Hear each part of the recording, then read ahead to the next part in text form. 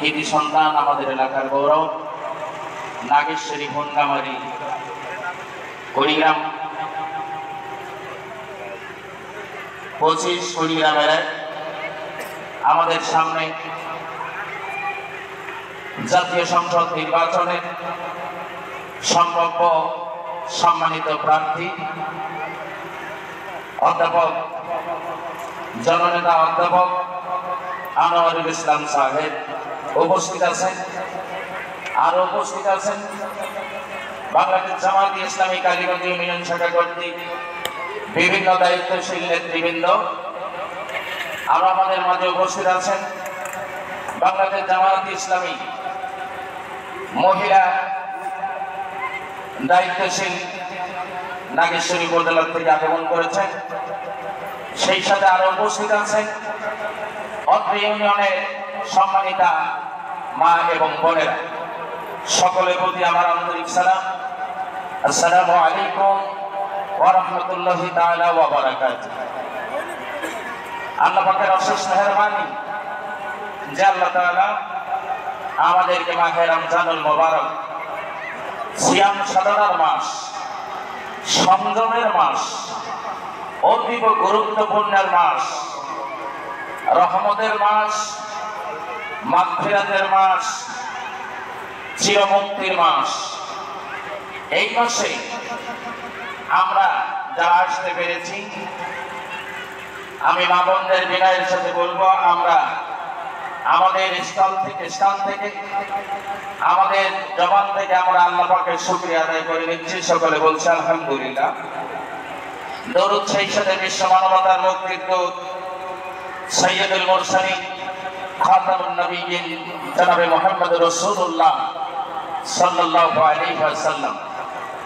সম্মানিত মা এবং বোনেরা, আমার পরে যেহেতু আমাদের সম্মানিত প্রধান মেহমান আলোচনা পেশ করবেন, ওনার পূর্বে যেহেতু আমার নাম ঘোষণা হয়েছে, আমি আপনাদের এলাকার কৃতি সন্তান, আমি কারো ভাই, কারো ভাতিজা, কারো সন্তান হিসাবে আমি আপনাদের সামনে উপস্থিত হয়েছি। আমি যে কথা বলতে চাচ্ছি, আমরা ততক্ষণ পর্যন্ত কোন জিনিসের মর্ম, মহব্বত, ভালোবাসা, গুরুত্ব দিতে পারি না বা দিতে চাই না, সেটা হলো যতক্ষণ পর্যন্ত সে জিনিসটা আমাদের মাঝে থাকে। অর্থাৎ যেমন আমি বলবো, আমাদের যদি এখন দাঁত আছে, আমাদের দাঁতওয়ালা মানুষেরা আমরা দাঁতের মূল্য দিতে জানি না, কিন্তু যখন দাঁত থাকবে না, যাদের দাঁত থাকে না, যাদের দাঁত নাই, শেষ হয়ে গেছে, সে বোঝে দাঁতের কি মর্ম। অনুরূপ ভাবে আজকে আমাদের মাঝে আমি এই দাঁতের উদাহরণ দিয়ে এতটুকু কথা আপনাদেরকে বোঝাবার জন্য চেষ্টা করছি। আমাদের মাঝে ইসলাম আছে, কিন্তু আমরা এই ইসলাম থাকা অবস্থায় আমরা ইসলামের মূল্য দিতে জানি না। সম্মানিত মা এবং বোনেরা, যুগের পর যুগ, কালের আবর্তনে আল্লাহর মেহেরবানিতে আল্লাহ পাক রব্বুল আলামিনের পক্ষ থেকে একজন নবী এবং রাসূল প্রেরণ করেছিলেন জাতিকে পরিবর্তন করার জন্য। আল্লাহ জমি, আকাশের নিচে, জমিনের উপরে এই পৃথিবীকে পরিবর্তন করার জন্য। কিন্তু সম্মানিত মা এবং বোনেরা, হয়তো বা সে সময় নবী আসার পরে নবীদেরকে অনেকে জানতো না, চিনতো না, মানতো না।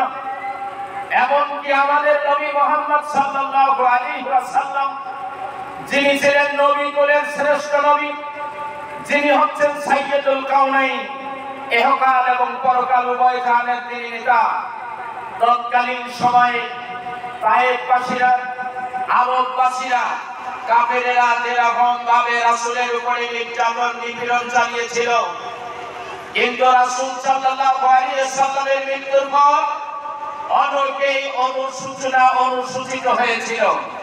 কিন্তু সম্মানিত মা এবং বোনেরা, তার এই ধারাবাহিকতা অনুযায়ী সাহাবায়ে কেরামদের আমলে সাহাবায়ে কেরাম দ্বীনের দাওয়াত নিয়ে যখন মানুষের ঘাটে, বাটে, ময়দানে, বাড়িতে, ঘরে, দুয়ারে পর্যন্ত পৌঁছেছেন, অনেকে চেনে নাই, জানে নাই, তাদেরকে নির্যাতন করেছে, নিপীড়ন করেছে। যুগের পর যুগ কালের আবর্তনে পেরিয়ে আসতে আসতে আজ পর্যন্ত অত্যন্ত ভারাক্রান্ত হৃদয় নিয়ে বলতে হয়, আজকে বাংলাদেশের ঐতিহ্যবাহী বিশিষ্ট আলেমদের মধ্যমণি যিনি ছিলেন মরহুম আল্লামা দেলোয়ার হোসেন সাঈদী, এই আল্লামা দেলোয়ার হোসেন সাঈদীকে গত স্বৈর শাসকেরা মিথ্যা অপবাদ দিয়ে, জেনার অপবাদ দিয়ে তাকে ধুকে ধুকে শহীদ করে দেওয়া হয়েছে। অপরাধ শুধু ছিল একটাই, তিনি কোরআনের কথা, আল্লাহর কথা, রাসূলের কথা তিনি প্রকাশ করেছিলেন। বন্ধু মা বোনেরা আমার, আমি সে আলোকে আপনাদেরকে বলতে চাই, আমরা মুসলমানের কন্যা, মুসলমানের মেয়ে, মুসলমানের স্ত্রী, মুসলমানের বোন, মুসলমানের ভাতিজি, মুসলমানের মেয়ে, আমরা আর ওই নাস্তিক মতবাদের দিকে ধাবিত হব না। আমাদেরকে মৃত্যুবরণ করতে হবে হযরতে সুমাইয়ার মতো। আপনাদের মতো একজন নারী ছিলেন হযরতে সুমাইয়া। ইসলামের ছায়াতলে আসার পরে তিনি শুধু বলেছেন আল্লাহর দ্বীন, আল্লাহর জমিনে কায়েম করার চেষ্টা করেছিলেন। আবু জেহেল সহ আবু জেহেলের অনুসারীরা তার এই ইসলাম কবুলকে তিনারা মেনে নেন নাই। তাকে যখন নির্যাতনের স্টিমরোলার চালানো হয়েছে, তিনি তখন ইসলাম থেকে এক চুলো সরে দাঁড়ান নাই। শেষ পর্যন্ত হযরতে সুমাইয়া আপনাদের মতো একজন নারী, তিনি বলেছেন, ও আবু জেহেলের গোষ্ঠীরা, তোমরা হয়তো জানো না, একবার যখন কলেরা পড়েছি, তোমরা যদি ভাবতে ভাবতে আমাকে শহীদ করে দাও, এক ফোঁটা রক্ত থাকাকালীন আমি ইসলাম থেকে এক চুলো করে সরে যাব না। সম্মানিত মা এবং বোনেরা, হযরতে সুমাইয়াকে আবু জেহেলের অনুসারীরা আবু জেহেলের নেতৃত্বে তাকে হাত পায়ে বেড়ি লাগাইয়া মরুভূমি এলাকায় উত্তপ্ত বালুর স্থানে গাছের সাথে বেঁধে সুমাইয়াকে বলা হয়েছে, গো সুমাইয়া, তুমি এখনো কলেমা ত্যাগ করে ইসলাম ছাড়ো। সুমাইয়া বলেছেন, কাফেরেরা শুনে রাখো, আমি সুমাইয়া বলছি, যতক্ষণ পর্যন্ত আমি জিন্দা থাকবো, ইসলামের কথা, ইসলামের দাওয়াত আমি জমিনের মধ্যে মানুষের কাছে পৌঁছাই দিতে থাকবো।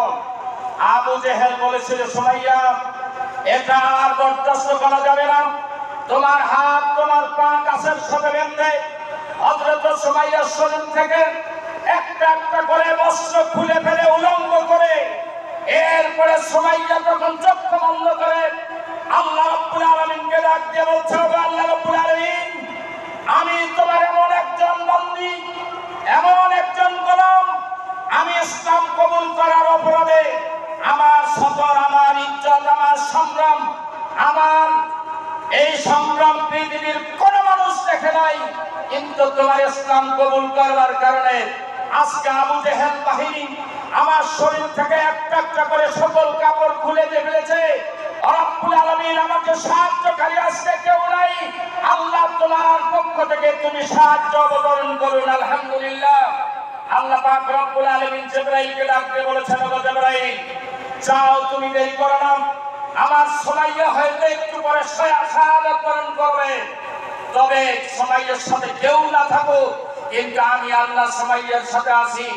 সম্মানিত মা এবং বোনেরা, যখন আল্লাহ পাক রব্বুল আলামিন জিবরাইলকে পাঠালেন, আর জিবরাইল জান্নাতের সমস্ত নাজ নেয়ামত হযরত সুমাইয়ার চোখের সামনে তুলে ধরেছেন।